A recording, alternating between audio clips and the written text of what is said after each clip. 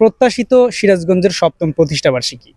এই প্রতিষ্ঠানটি বিভিন্ন সামাজিক কার্যক্রমের পাশাপাশি যারা মানবতার সেবক এবং মানবতার ফেরিওয়ালা এমন কিছু লোকজনকে সম্মাননা ক্রেস্ট প্রদান করে থাকে এবং ব্যাপক আয়োজন করে থাকে।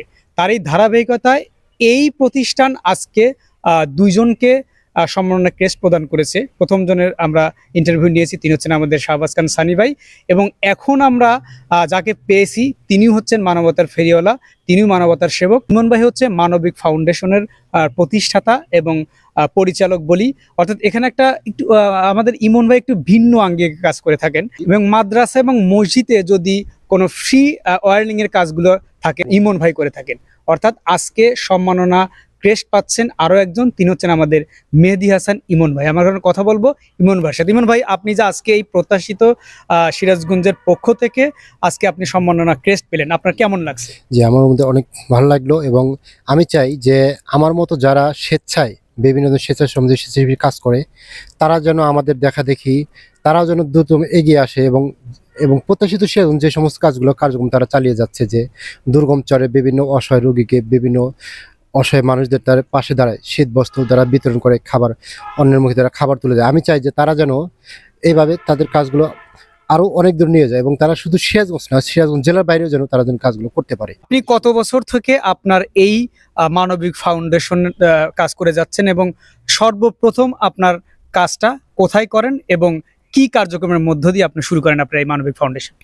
2021 সালের আগস্টে আমি তখন বেলকুচি, সিরাজগঞ্জ জেলার বেলকুচি থানা, সেখানে আমি আজগড়া ভেটেরিনারি কলেজের ওখানে আমার একটা প্রজেক্ট চলছিল, যে প্রজেক্টের পাশে একটা মসজিদ হচ্ছিল, তো একদম গ্রামের ভিতরে মসজিদটা, তো সেখানে টাকার জন্য তারা মসজিদের ইলেকট্রিক্যাল ওয়ারিং কাজগুলো করতে পারছিল না। তো তখন আমি দেখলাম যে আমি নিজে তো একজন ইলেকট্রিশিয়ান, তো আমি তখন প্রতিজ্ঞা করলাম যে এই মসজিদ কাজটা আমি করে দিই, তার বিনিময়ে ইহকালে না হোক পরকালে আমি কিছু পাবো। তো সেখান থেকে আমি প্রতিজ্ঞা করলাম যে আমি যতদিন বেঁচে থাকবো এবং আমার সাথে আমি কিছু স্বেচ্ছাসেবী নেব, তাদেরকেও দিয়ে বিনা পরিশ্রমিকে এই কাজগুলো করে যাব যতদিন বেঁচে আছি। এবং আমি চাই যে আমার মতো আরো যেন ইয়াংরা যেন এগিয়ে আসে, স্বেচ্ছায় শ্রম দিয়ে যেন কাজগুলো করে যায়। আচ্ছা, আপনার এই মানবিক ফাউন্ডেশনে আপনি ছাড়াও কি অন্যান্য সদস্যরা আছে? জি, আমি ছাড়া আমার সাথে বন্ধু 6 জন সদস্য আছে। আচ্ছা, এই 6 জনকেই আপনি এই মানবিক কাজে নিয়োজিত করছেন? জি, সবসময় মানবিক কাজ নিয়োজিত, এবং তারাও স্বেচ্ছায় শ্রম দিচ্ছে এই 4 বছর যাবত। এ পর্যন্ত আপনি কতগুলো এই মসজিদ এবং মাদ্রাসার কাজ করে গেছেন? এ পর্যন্ত আমি 55টি মসজিদ সম্পূর্ণ করেছি, এবং হাতে পেন্ডিং রয়েছে অনেকগুলো, 100+ হবে পেন্ডিং এবং সম্পূর্ণ করার মধ্যে দিয়ে।